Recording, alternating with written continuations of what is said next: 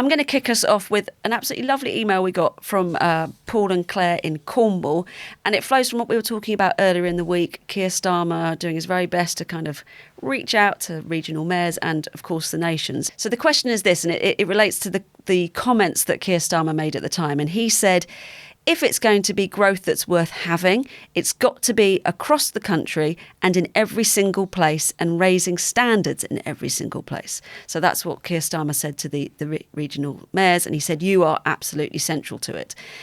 Can you help unpack, please, what growth that is worth having actually means here and what standards might be the basis for evaluating success? Freddie? It's a great question. Labour have actually been very specific about this. So the overarching aim is to have 2 years of highest growth in the G7. Now, that's obviously relative to how other countries do, but that's why they've made it consecutive, because they want to show a trend. It also means that if you just have a bad year and then you sort of return to trend, you get a much larger growth rate than you would otherwise. So that's why it's 2 years as well, to make sure it's more of an average. Then there's the detail, which is fascinating. We've been pressing Labour for a long time to provide it, and they've said that they want GDP per capita growth in each region. So in each region means that it can't just be the southeast and London, where much of the economic growth under New Labour came from, for instance.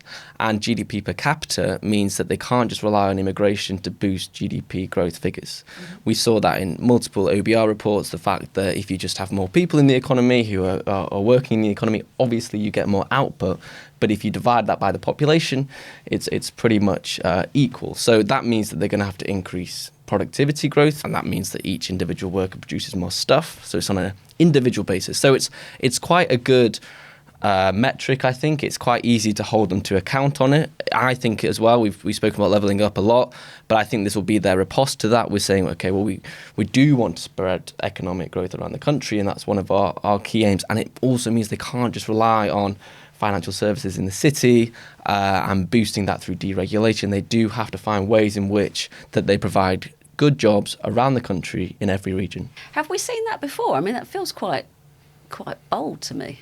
It seems like quite a marked shift. I think the point that they really want to distinguish themselves from Boris Johnson's version of levelling up. Importantly, they've obviously dropped the name levelling up in the department. Boris Johnson's version of levelling up, Labour say, was just a pot of cash that different areas could bid for, and generally areas that had Conservative MPs, particularly obedient Conservative MPs, ended up with more regardless of the particular needs of that place. So it's not about here's cash that we're doling out. It's about a sort of bottom-up growth plan that has real metrics.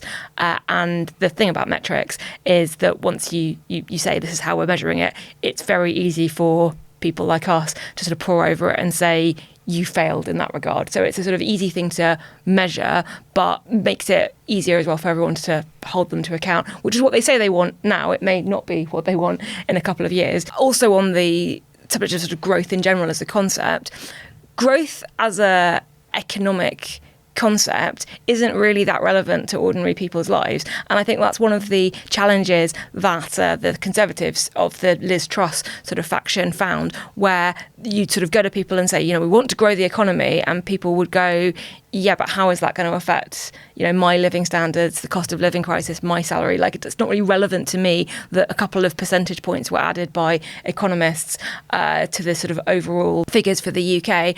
And there are ways that you can hack growth, and Freddie's done a really good job of sort of explaining what they are. Like, if you build luxury tower blocks in central London and a whole load of overseas investors come in and pour a load of money into those, and nobody in the UK can afford to live in them, technically on your balance sheet, your growth figures will have gone up. Is that really making a material difference to people's lives?